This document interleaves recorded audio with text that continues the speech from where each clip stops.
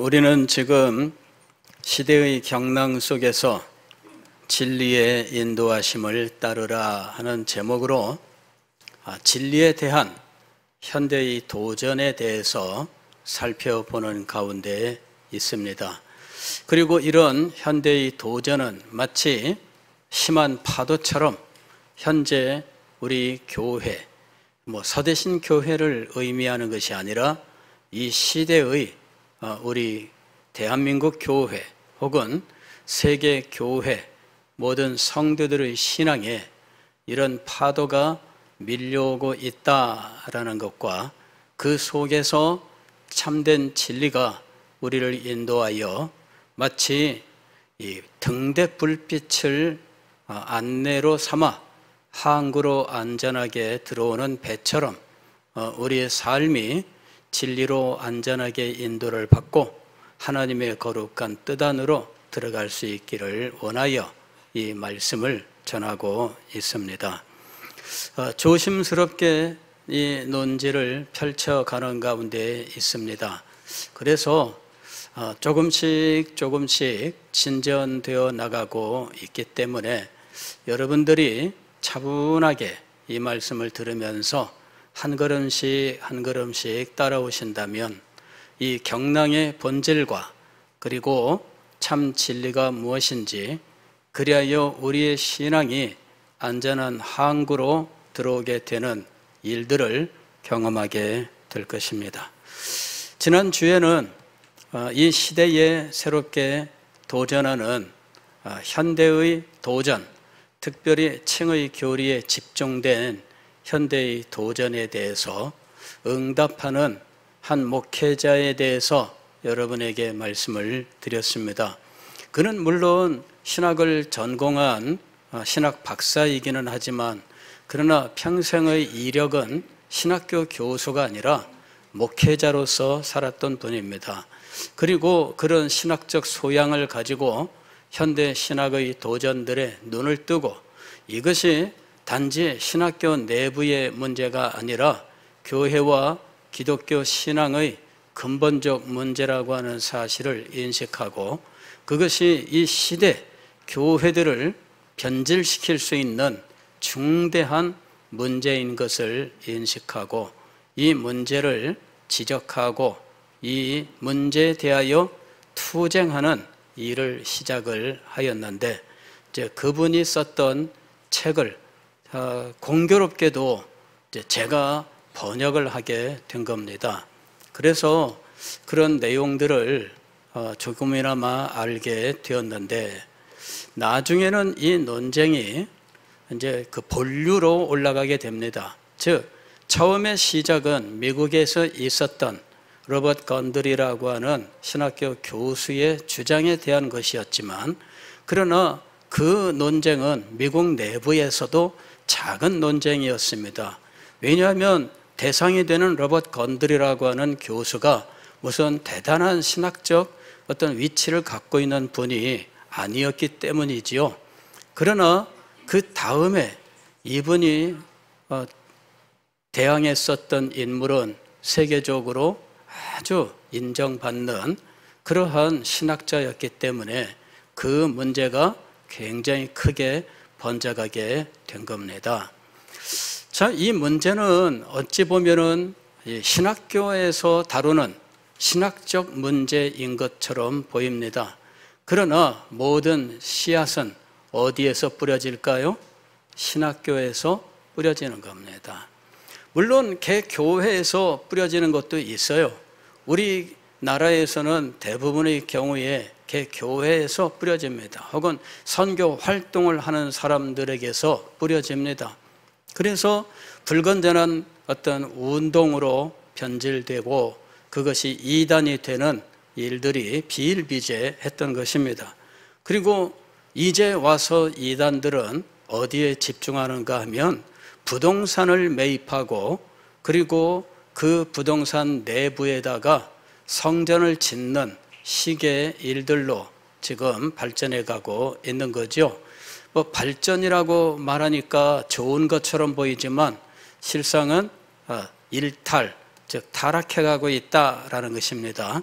우리는 몇 년 전에 이 유병헌이라고 하는 이 구원파의 어떤 사람의 일들 뭐 한창 사회적으로 문제되었고, 이제 이 사람이 범죄의 배후가 되어 도망치다가 시체로 발견이 되었는데, 심지어 그 시체조차도 본인이 맞냐 아니냐 이렇게 논란이 많았던 것들을 우리가 기억하고 있습니다. 그런데 그 사람이 이루었던 것이 이 구원파 마을입니다. 구원파 마을인데, 거기에 사람들이 취재하러 가니까 앞에서 딱 가로막고 못 들어가게 하는데, 내부에서 어떻게 되는지를 알 길이 없지요. 예. 그런데 그런 일들이 실상은 과거에도 있었어요. 가령 뭐 전도관 같은 경우에, 전도관 서울 옆에 그 부천인가요? 거기에 신앙촌 이게 있었고, 그 다음에 현재 부산의 기장에 가면은 또 신앙촌이 있습니다. 그래서 이 신앙촌에서 옛날에 무슨 뭐 카시미롱 이불 뭐 이런 것도 만들어내고, 그 다음에 뭐 이 캐러멜, 그 다음에 뭐 요새도 많이 팔리고 있는 뭐 간장 뭐 이런 것들, 예, 그 많이 팔았어요. 지금도 뭐 시온 간장 해가지고 많이 나오고 있고, 잘 모르는 분들은 야 이거 오래되고 좋은 거야 이러면서 저희 집에도 한 개씩 갖다 주는 분들이 계셨어요. 어디 가면은 사은품으로 받았다고 하면서 100ml, 150ml짜리 시온 간장 뭐 이것도 줬다고 해서 들고 오는 경우도 있습니다. 그거를 먹어야 될까 말아야 될까, 성경적으로 감사함으로 받으면 될까 안 될까 참 갈등이 많습니다. 근데 지금은 이단들이 뭐 100%라고 말할 수 있을 만큼 부동산을 많이 취득을 했어요. 그리고 그 부동산 뭐 몇만 평, 몇십만 평씩 구매를 합니다. 이게 산에 사면 굉장히 많이 살 수 있습니다. 100억만 투자하면은 몇만 평을 살 수 있거든요. 그런 이단들이 100억 만드는 거는 아무것도 아닙니다. 그런데 문제는 뭐냐면은 그렇게 땅을 사고, 그 다음에 산속 골짜기 깊은 곳에다가 뭐런 성전같이 온갖 시설들을 짓고 있다는 것이죠. 그리고 어떤 곳에서는 그 시설들이 누구의 이름으로 등기가 됐느냐 따져보니까 교주의 이름으로나 교주의 친척들, 가족들 이름으로 등기가 되어서 재산 빼돌리기가 이루어졌다더라. 뭐 이러한 일들도 뭐 간혹 있는 게 아니라 대부분 있습니다. 그게 지금 우리나라 이단들이 가고 있는 길이에요. 부동산을 취득하는데 산속에다가 5만 평, 10만 평, 20만 평, 30만 평씩 땅을 사고, 그 골짜기 안에 전부가 그들의 궁전이 되어가고 있다라는 것입니다. 그리고 어느 날 그 내부를 아주 예쁘게 만들어 놓고 개방을 하는 경우도 있습니다. 그래서 사람들이 꽃놀이 하러 혹은 이 가족 단위로 놀러 가는 아주 굉장히 유명한 유원지로 만들고, 그리고 그 가장 중앙에 그 교단, 그 이단의 성전이 있는 이런 경우도 있어요. 예, 서울의 가평에 서울이 아니라 가평이면은 경기도지만 서울 사람들이 가는 곳이에요. 그저 이 멋진 데 있으니까 가보자. 그리고 가면은 1시간 반이면 1시간 정도, 1시간 반이면 가요. 멋집니다. 뭐 이름도 멋져요. 에덴. 그래가지고 기독교인들은 에덴 좋아하잖아요. 그래가지고 에덴이라고 해서 갔는데 지명도 에덴으로 돼 있어요. 그래가지고 기독교가 여기는 굉장히 센가 보다. 그런데 알고 보면은 에덴 성회라고 하는 이단, 거기서 조성한 이런 촌입니다. 지역 자치단체에 강력한 힘을 발휘합니다. 그래서 그 혜택을 입으면서 부동산 개발을 하고 이렇게 하고 있는 거예요. 전국의 경치 좋다고 하는 곳에 현재 우리나라 이단들은 몇만 평씩, 몇십만 평씩 땅을 마련하고 그 땅에 부동산 개발을 하고 그리고 일반인들에게 이것을 싼 값에 공개하면서 이제 접근하고 있는 이런 상황입니다. 여러분, 우리나라 이단들은 지금 그렇게 진행해 가고 있어요. 그런데 세계적으로는 어떤가 하는 것이지요. 이게 지금 학문의 세계에서 이걸 우리가 정말 들여다보면은 이단이라고 말해야 되는데 이단이라고 말하지 못하는 이런 상황이 되어 있습니다. 지금 말씀드리는 내용들이 바로 그런 것들입니다. 이단이라고 말하는 사람이 없어요. 왜냐하면은 학문의 세계라고 하는 이와 같은 영역이 그 속에서 이루어지는 것처럼 보이기 때문입니다. 신학 논쟁인 것처럼 보이는 거예요. 그런데 제가 이 신학 논쟁이 지금은 어떤 상황으로 진행되어 있다고 보느냐 하면 목회 현장으로 지금 들어오고 있다라는 것과 이미 들어와 있다라는 이러한 사실을 보기 때문에 지금 이런 말씀들을 여러분들에게 드리는 겁니다. 이것이 신학교에서 신학 논쟁의 영역 속에만 있었다면 저는 신학자가 아니기 때문에 이런 문제에 대해서 제가 나설 만큼의 아무런 무슨 재능도 없고 그러한 어떤 소양도 없고 경력도 없고 아무것도 아닙니다. 그러나 이것이 목회 현장 속에 교회 내부로 들어왔다면 이것은 당연히 다뤄야 하는 문제인 것입니다. 이것은 이미 신학자의 수준을 넘어선 것입니다. 그래서 모든 목회자들이 이 문제에 대하여 알아야 될 것이며 그리고 이 논점들을 분명히 파악하고 기독교의 이 기본 진리들을 확실하게 지켜 교회를 수호하는 일들을 감당해야 한다 하는 것입니다. 이것이 지금 시급한 문제인 것입니다. 왜냐하면은 우리나라에서도 우리 총신 신대원에서 이 사람의 대표적인 이 세관점이라고 부르는 이 신학 논쟁이 신학생들에게 광범위하게 전파되었던 일이 있었기 때문입니다. 그래서 그분들이 이제 신학교를 졸업을 하고 부목사로서 생활을 하다가 또 유학을 갔다가 들어오면서 담임 목사가 되는 시점이 지금 시점이 되어 있습니다. 그래서 집중적으로 앞으로 몇 년 사이에 이 세관점의 세례를 받은 목회자들이 교회의 담임 목사로 대거 진출할 수 있는 상황이기 때문에 저는 상당히 위기를 느끼고 이 메시지를 준비하게 된 겁니다.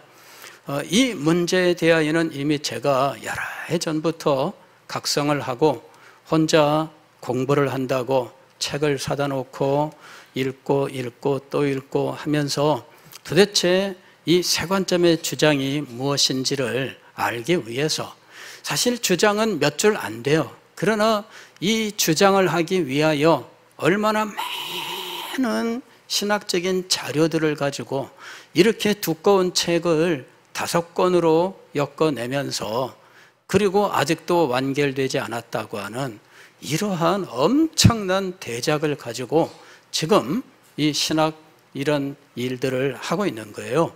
그래서 여러분, 이 한 사람만이 아니라 여러 사람이 같은 입장에서 이 일을 하고 있기 때문에 이것이 엄청난 파급력을 가지고 있다는 것입니다.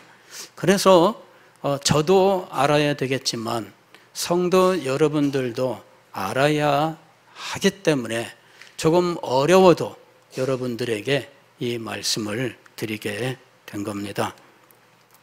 자, 1970년대 이 세관점이라고 하는 이 일들을 이 신학적으로 주장하는 사람들이 이제 활동을 시작하게 됩니다. 이분들이 신진 신학자로서 이제 박사학위를 받고 그리고 활동을 하기 시작을 하는데 벌써 지금 한 40년, 50년 다 돼가죠. 예, 이분들은 지금 현재는 70 중반, 80 이렇게 되는 이제 이런 분들입니다. 그러니까 신학계에서는 이미 노장이지만 이분들의 평생 동안 연구하고 발표하고 주장했었던 일들은 수십 년 전부터 영향을 미쳐왔던 겁니다. 자, 이분들의 이 주장을 현대의 우리들은 세관점이라고 하는 명칭으로 정리하고 있습니다.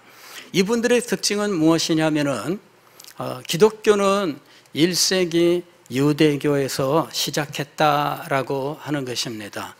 물론 19세기에 이 기독교가 유대교로부터 시작했으나 그러나 유대교를 그대로 따라간 것이 아니라 헬라의 사상적인 영향을 받은 바울이 헬라적 기독교를 주장을 했고 이 헬라적 기독교와 유대적 기독교가 서로 대립을 하다가 헬라적 기독교가 결국은 승리하여 지금 현재의 기독교가 되었다라고 주장하는 것이 19세기에 일어난 주장입니다.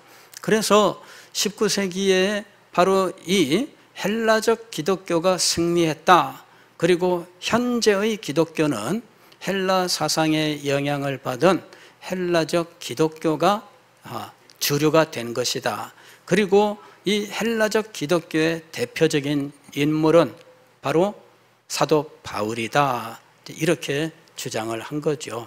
이런 사람들이 자유주의 신학자라고 부르는 사람들이었습니다.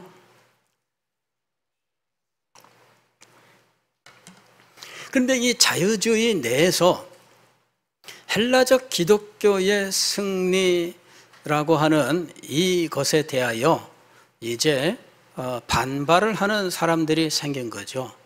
원래의 기독교는 뭐냐? 이거를 추구하는 사람들이 생긴 거예요. 헬라적 기독교가 아닌 원래의 기독교는 무엇이냐? 그래서 이 원래의 기독교를 추적하는 학문적인 일들이 벌어지게 된 거죠.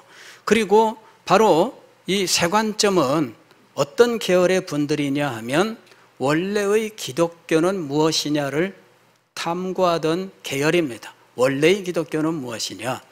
이 원래의 기독교라고 말하는 이 사람들은 기독교의 그 기원은 유대교에 있다 이렇게 이야기를 하는 거죠. 그리고 유대교가 바로 기독교다라고 이야기하는 데까지 나간 거예요. 유대교와 기독교가 다른 점은 무엇이냐?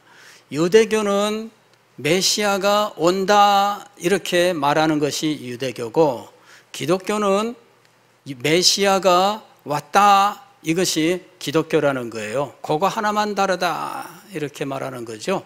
그래서 유대교나 기독교나 사실은 똑같다. 이것이 실상은 현대 이 기독교의 기원을 중심으로 해서 새로운 관점을 말하는 사람들의 요지입니다. 유대교는 뭐냐? 메시아를 기다리고 있는 것이고 기독교는 메시아가 왔다고 말하는 것이다. 그리고 기독교는 메시아가 예수님이라고 주장하고 있는 것이다. 유대교의 문제는 무엇이냐? 예수님을 메시아로 안 믿은 것이다. 기독교는 예수님을 메시아로 믿고 있는 거다. 이것이 차이가 난다. 이렇게 주장하는 거예요.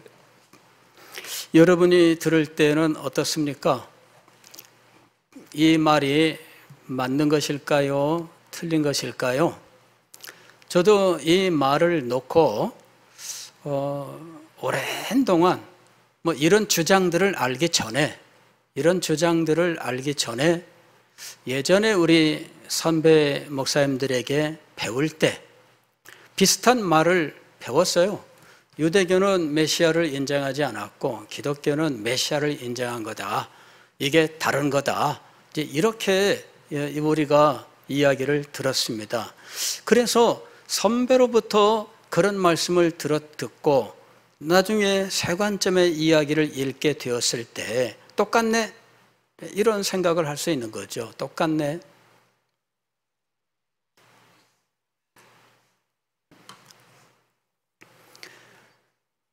바로 이게 이제 우리가 무서워하는 부분이에요. 똑같네. 이것이 무서워하는 부분입니다. 예. 예전에 신천지에 빠졌던 분들 말씀을 들어보면 그분들이 왜 빠졌는가? 결국 하는 말은 그거예요. 교회에서 가르치는 거랑 똑같더라. 요 얘기입니다. 예. 교회에서 가르치는 거랑 똑같더라.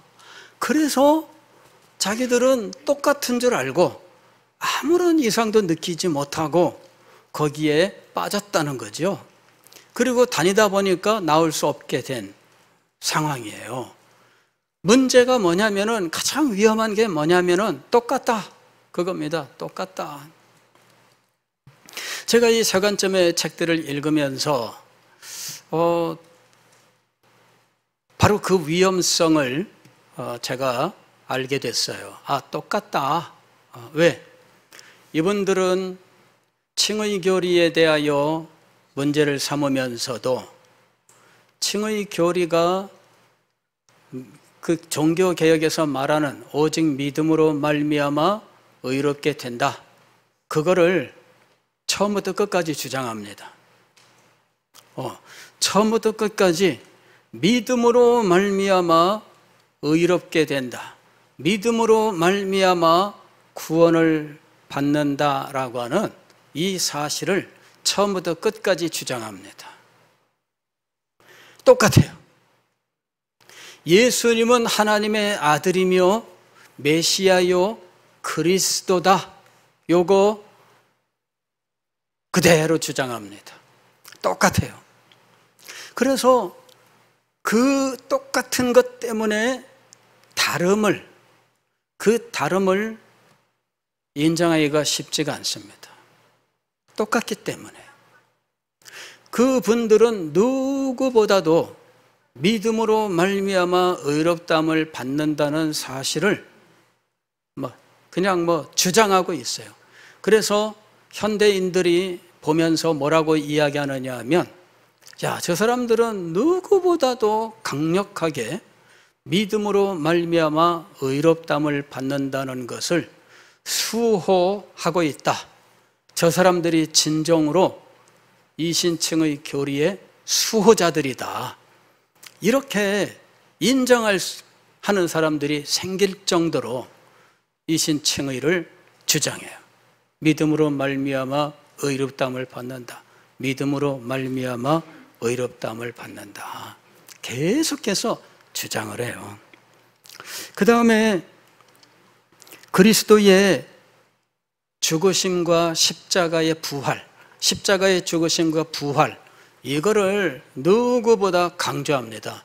현대 신학자들 가운데, 그리고 신학자들 가운데에서도 탑 클래스의 신학자들 가운데 그리스도의 부활을 이렇게 확실하게 주장하고 믿는 사람이 있을까요?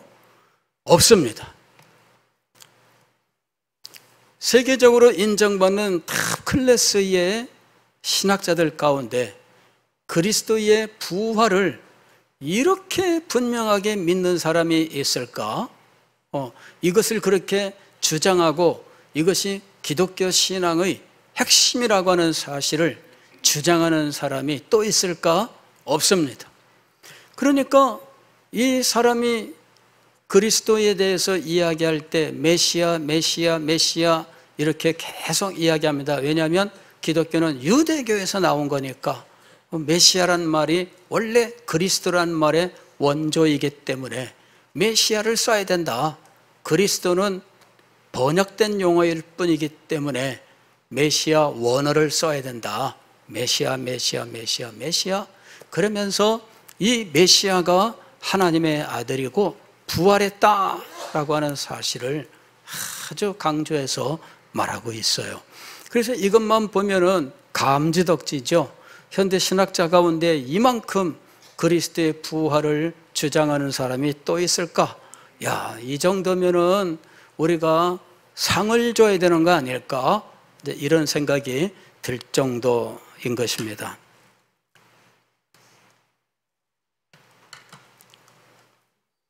문제는 무엇인가? 그 껍질 속이에요. 껍질은 같은데 속에 전혀 다른 것들이 존재하는 거죠. 겉으로는 이신칭의 오직 믿음으로 말미암아 의롭다함을 받는다, 그렇게 주장하는데 의가 무엇이냐라고 하게 되면 그때부터 얘기가 달라지는 겁니다. 그러니까 이 사람들은 근본적으로 무엇을 믿지 않느냐 하면은 그리스도의 대속을 믿지 않아요. 대속이 무엇입니까? 그리스도께서 죄인들을 구원하시기 위하여 죄인들의 죄값을 대신 담당하는 겁니다. 죄인들의 죄값을 대신 담당하기 위하여 십자가 위에서 죽으신 겁니다. 십자가의 죽으심은 죄인들의 죄값을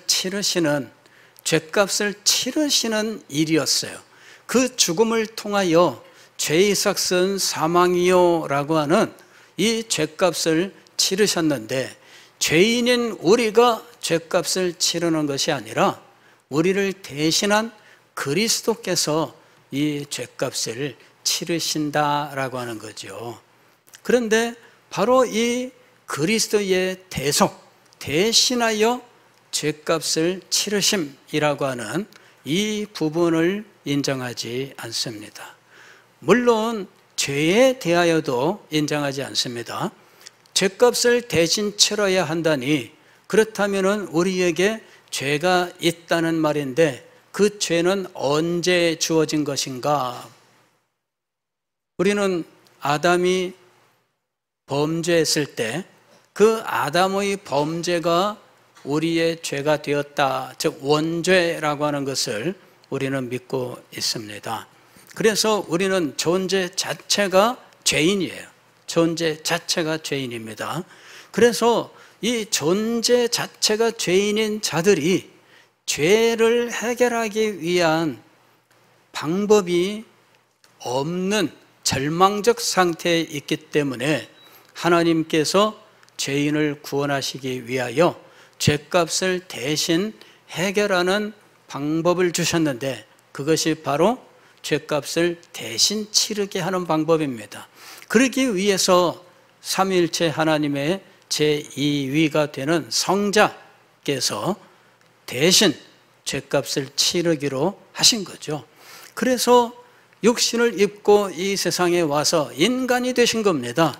그리고 인간으로서 그는 죄값을 대신 치르기 위하여 무죄한 인간이 되셨다라고 하는 것이 우리가 믿는 도리입니다. 무죄한 인간이 되신 그리스도께서 이제 죄인들의 죄를 대신 담당하셔 십자가 위에서 죽음으로써 죄값을 모두 갚으신 겁니다. 그 사실을 믿는 자들은 그 죄값을 치르신 그리스도 때문에 우리는 죄를 모두 해결하게 된다라고 하는 것입니다. 이것이 대속이라고 하는 것입니다. 대신 죄값을 치름, 이것이죠. 누가 대신 죄값을 치르셨는가? 그리스도께서 대신 죄값을 치르셨습니다. 그리고 이 일을 믿는 자에게 하나님께서 죄사함과 의로움과 하나님의 자녀됨과 기업의 상속자가 되게 하는 놀라운 구원을 베풀어 주신다라고 하는 것이 우리가 지금까지 믿고 있는 믿음의 도리인 것입니다. 문제는 그리스도의 대속을 부인하는 이 일이 서양에서 근대 이후에 자유주의 신앙 내에 존재하고 있다라고 하는 것입니다. 그리스도의 대속을 인정하지 않고 그리스도는 그냥 모범이다, 이러는 주장이 이미 종교개혁 시대에 등장합니다. 그리스도는 왜 십자가에서 죽으셨는가? 우리의 죄값을 대신하는 것이 아니라 우리가 하나님의 뜻에 순종하여 살아야 된다는 사실을 가르쳐주는 모범으로서 이렇게 된 것이다. 가령 이런 거 있잖아요. 일본에서 지하철역에 어떤 사람이 떨어졌는데 그거를 지금 전철이 들어오고 있습니다. 그래, 아무도 지금 그 사람을 구원하지 못하고 어쩌면 어떻게 이뤄가고 있는 상황에서 한 청년이 뛰어들어가서 이 사람들 있는 곳으로 다시 들어올려 구원을 한 거예요. 근데 자기는 빠져나오지 못하고 그만 죽고 말았습니다. 근데 그 죽은 사람이 한국 사람이에요. 예, 그 이수현이라고 하는 한국 사람입니다. 이래가지고 일본 사람들이 감동을 많이 받았어요. 세상에 저렇게 큰 용기를 발휘하고 곤경에 빠진 사람을 자기를 희생하여 살려낸 이 사람을 우리가 정말 기념하고 그의 정신을 본받아야 된다. 계속해서 매년마다 이 일을 기념하는 기념식, 이런 것들이 추념식 이런 것들이 계속 진행되고 있습니다. 그리스도의 십자가는 무엇이냐? 바로 그런 것과 같다는 것이죠.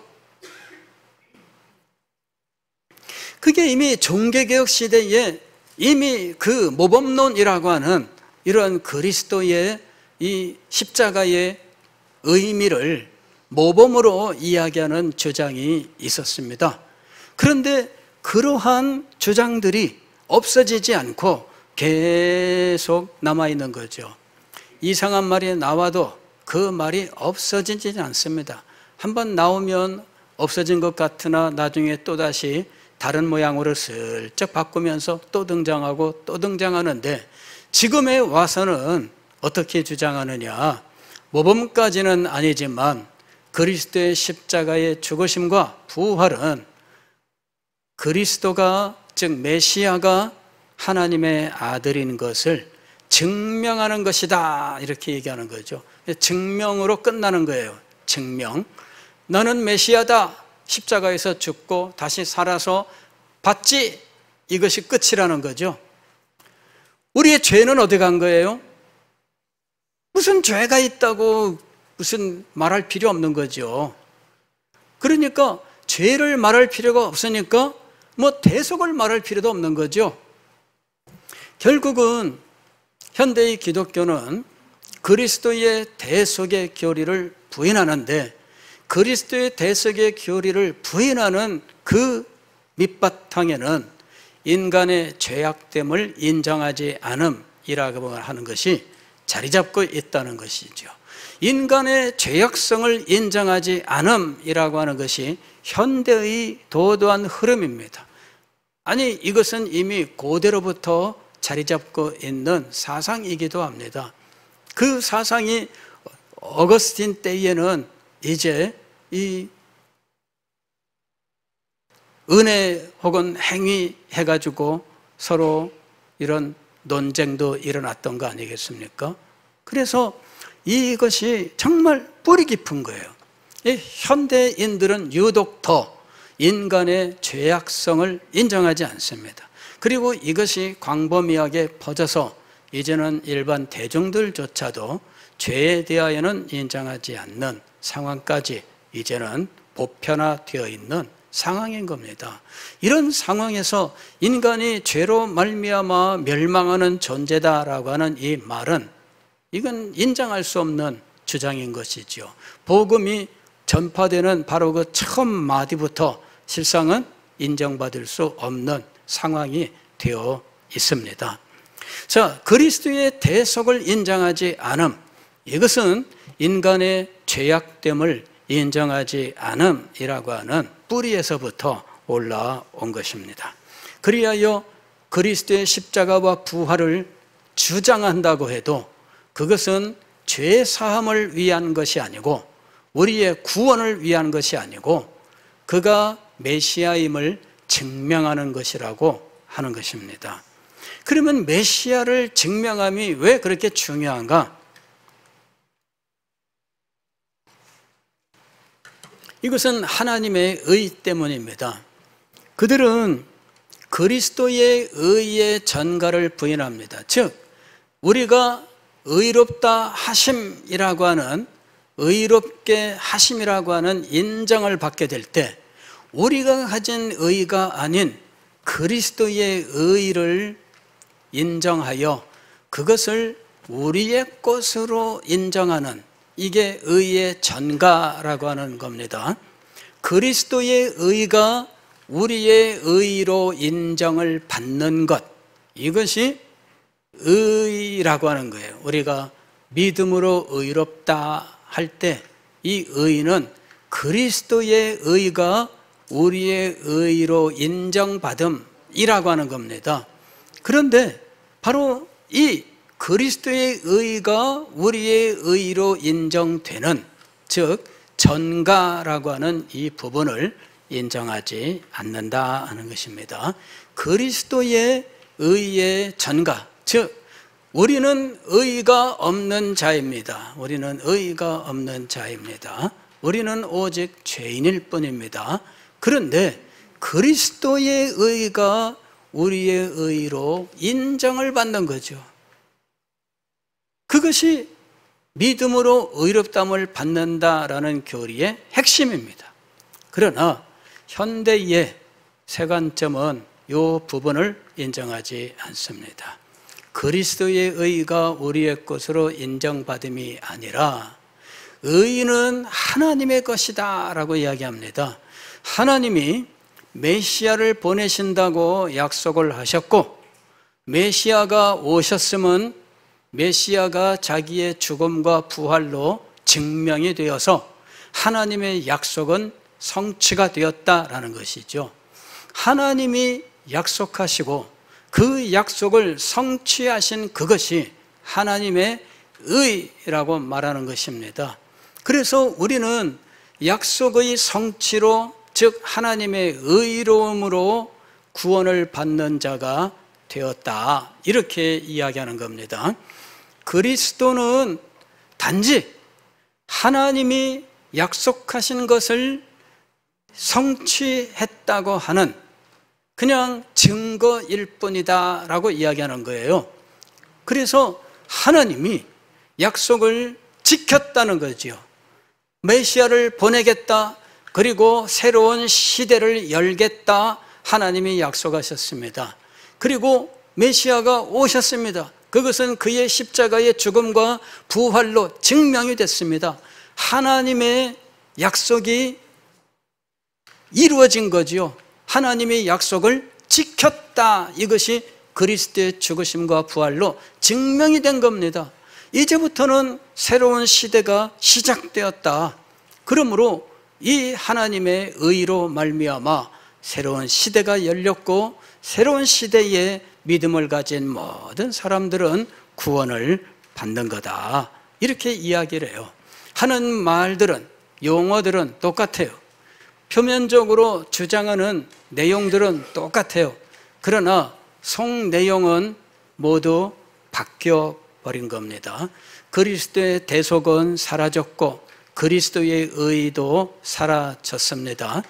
그리고 새로운 시대가 왔다는 것도 맞는데, 그러나 이 새로운 시대는 하나님의 의로 말미암아 유대인이든 이방인이든 이제는 모두 다 들어갈 수 있게 되었다. 하나님만 믿는다면 이렇게 된 거예요. 그래서 자세히 살펴보게 되면 보편 구원론과 같은 주장을 하고 있는 겁니다. 보편 구원론이 무엇입니까? 보편 구원론이란 그리스도께서 우리 모든 사람을 위하여 십자가 위에서 죽으셨다는 거죠. 모든 사람이 이제 그리스도의 십자가의 은혜 안에 있는 거죠. 다만 믿지 않으면 구원을 얻지 못한다. 그래서 믿으라고 할 뿐이지 그리스도의 십자가는 모든 사람에게 다 주어진 거다. 이것이 보통 우리가 이야기하는 보편 구원론의 내용입니다. 그 사람들도 믿음으로 구원을 받는다고 말은 하기는 해요. 그러나 모든 죄인들이 이미 죄값은 그리스도의 십자가로 해결된 거예요. 이제부터 문제는 오직 믿느냐 안 믿느냐로 결정될 뿐이다. 이렇게 말하는 겁니다.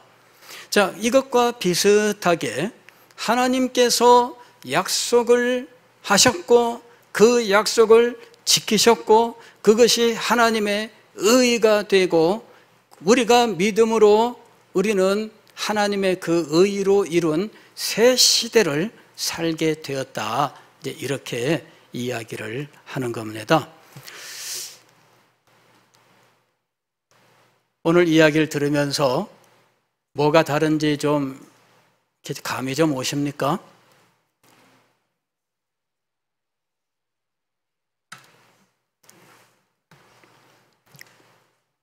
근데 여기 이 주장을 위하여 성경적으로, 즉 소위 말하면 주경이라고 하는 거죠. 성경을 주석하는 겁니다.